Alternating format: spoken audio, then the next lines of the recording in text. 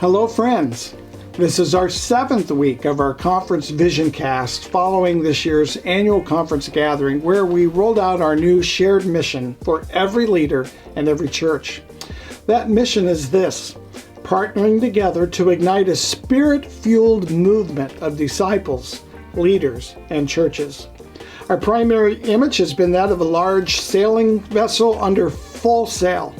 Each sail is unfurled and billowing with the wind of the Spirit. In recent weeks, we've been taking a closer look at the 4 sails we are hoisting to catch the wind of the Spirit to propel us forward into the mission of Jesus.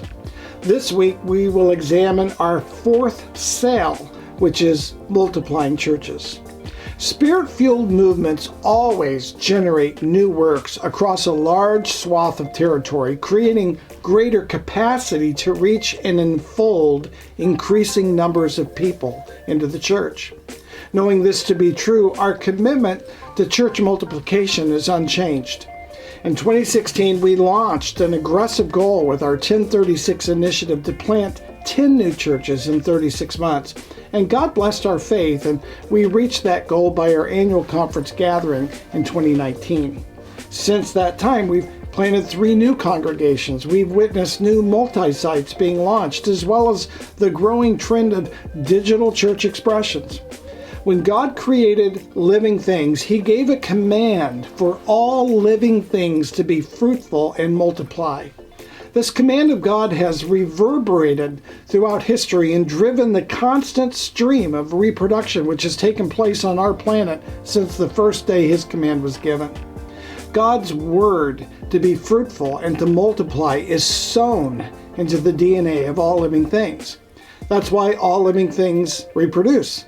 Congregations are living things too, and God expects His church to be fruitful and to multiply. That's why we continue to dream about each church, regardless of size and resource, to attempt great things for God by multiplying new expressions of church every 3 to 5 years. In fact, we believe that every church should be seeking the Spirit's direction to launch new apostolic initiatives in their own communities. Without this level of intentionality, many of our churches will remain stagnant and barren, but with intentionality and faithfulness to the command of God to be fruitful and to multiply, many churches will witness a fresh movement of God's Spirit in their midst. God always blesses our obedience as we seek to be faithful to His call. That's why multiplication has nothing to do with the number of people in the pew, nor the financial resources of the church. Multiplication has everything to do with the amount of love that church possesses for their community. In fact, one of the most loving things a church can do is to multiply.